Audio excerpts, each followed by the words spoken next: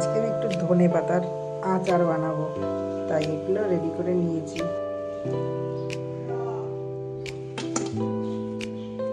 মিক্সিতে ধনে পাতাটা পেস্ট করে নেব। জোয়ান, ধনে, জিরে আর শুকনো লঙ্কা, তেলের মধ্যে দিয়ে দিলাম শুকনো লঙ্কা,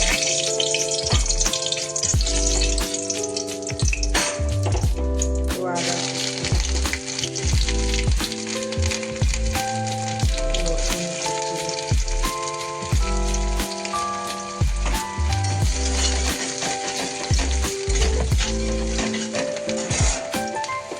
লঙ্কা,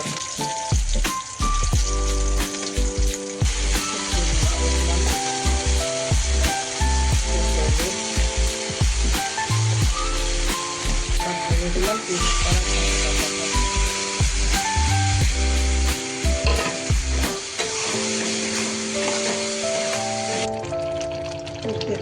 তেঁতুল আমি রেখে দিয়েছিলাম, দিয়ে দিলাম।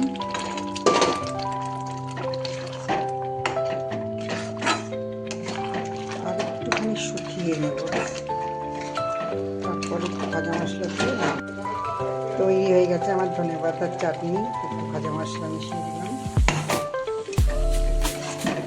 ভালো করে নিয়ে দেবো। রেডি হয়ে গেল আমার চাটনি।